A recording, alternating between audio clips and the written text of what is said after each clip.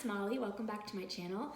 Today I wanted to make a video showcasing some of my favorite products that I use to deal with the different symptoms of my Sjogren syndrome. So I'm not going to talk as much about like lifestyle and fatigue fighting tips. If you want those, you can check out my latest blog post, which is all about Sjogren's, how I handle all of the symptoms. So definitely check that out. And if you want to see how I was diagnosed with Sjogren's, I have a video about that down below, and also a video of a week in the life with Sjogren's. Today I'm going to be going over just some of my favorite physical products for different symptoms. So I'll start with dry eyes. Sjogren's specifically attacks moisture producing glands, so it causes a lot of dryness. And dry eyes was the first dryness symptom I got. So the brand of eye drops that I choose to use is called Thyroidectomy. They come in a little bottle like this, or you can get little single-use packets. And I just use the regular drops, but they also have one that comes just in the single-use packets that's for nighttime use, so it's a little bit thicker, and it does leave your vision a little bit blurry, but it can really help overnight, because I used to sometimes find that I was waking up in the middle of the night with dry eyes and needing to apply eye drops when I was like half asleep. So I really love the Thyroidectomy eye drops. The important thing you want to do is use an eye drop that does not have preservatives, and Thyroidectomy is probably the most popular one of that type. Then I also recently, or maybe like 6 months ago, went on a prescription eye drop. So I went on Xiidra. Xiidra and Restasis are the two that I recommended. And that one comes in these little single-use packets. There's about 5 in each. And it has about just enough in the vial to do a drop in each eye in the morning and a drop in each eye in the evening. Another thing that I use for my dry eyes is a heated eye mask. So this is full of kind of like beans almost. It's kind of just like a heating pad. You microwave it for a short amount of time, like 30 seconds, and then you put it over your eyes. So I usually lie down and just put it over my eyes, but you can also like strap it around your head and Velcro it, and you kind of look like a bug. When you take it off, you'll find that your vision is kind of blurred because your eye has like produced all these natural oils.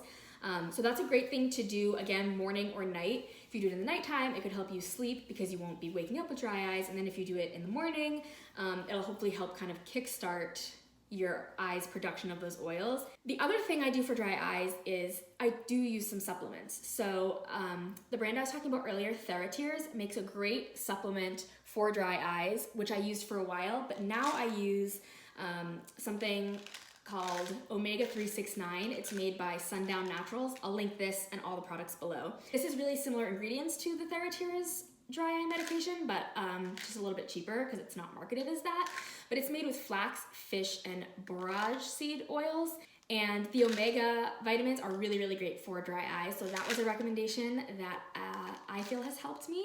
And then another thing that my eye doctor recommended was chia seeds. So I got these ones at Thrive Market. If you don't know, Thrive Market is a really great online marketplace where you can buy all kinds of like healthy foods and skincare products at cheaper prices. This is not sponsored, but I will put a link to sign up down below if you're interested. So these are the Thrive brand chia seeds. I usually like to add them to my morning smoothies, so I just add like a tablespoon. And these also have the omega-3s in them, which is what helps with the dry eyes. So next, we can talk about dry mouth. I don't experience this as much, but I do get a lot of dry lips. So what I use for dry lips is this really amazing lip balm. It's from a company called Red Apple Lipstick, which is all natural products. And this is their Rally Balm. So it's a clear lip balm. It comes in a little lipstick tube, and you just put it on. I use it a few times a day. It's so incredibly nice. It was actually formulated specifically for dryness from autoimmune diseases, such as Sjogren's, Crohn's, because it can cause dehydration, and then celiac. So it's gluten-free, it's free of any toxins, and it's a really, really nourishing lip balm. Then for the actual dry mouth, the biggest tip that I can give is hydrate. Drink water throughout the day, drink it in little sips, just consistently.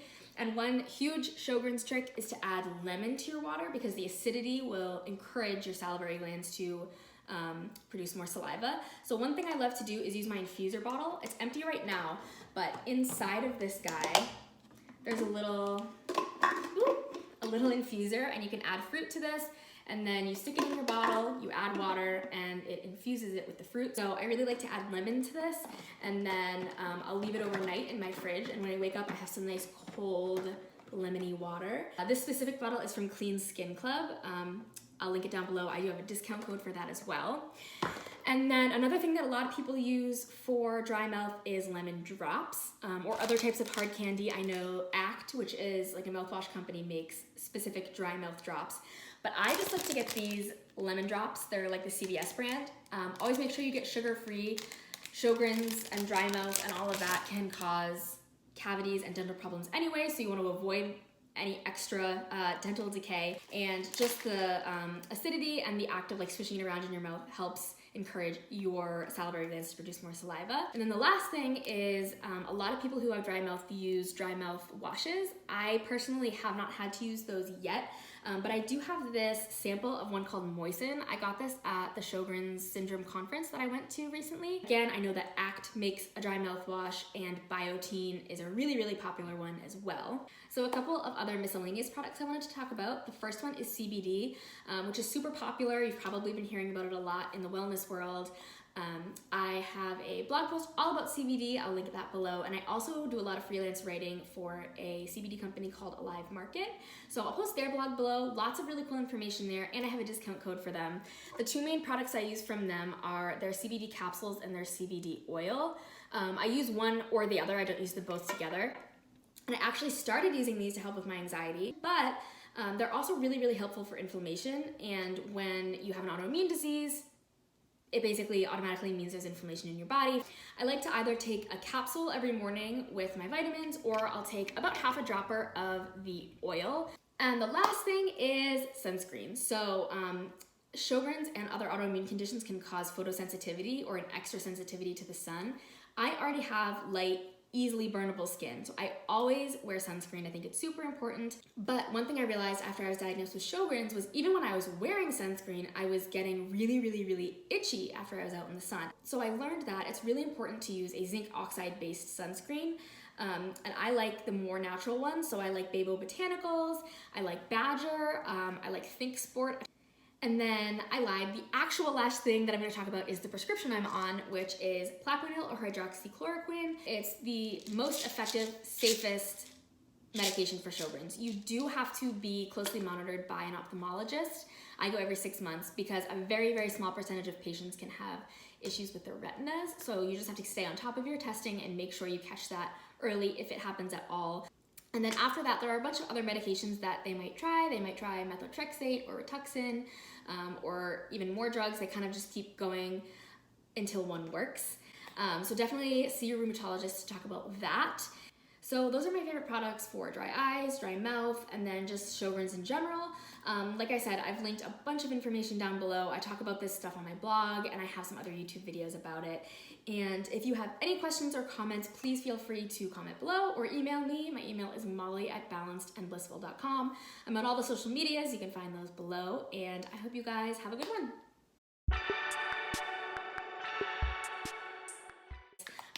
It was actually formulated specifically because it can cause, so a couple other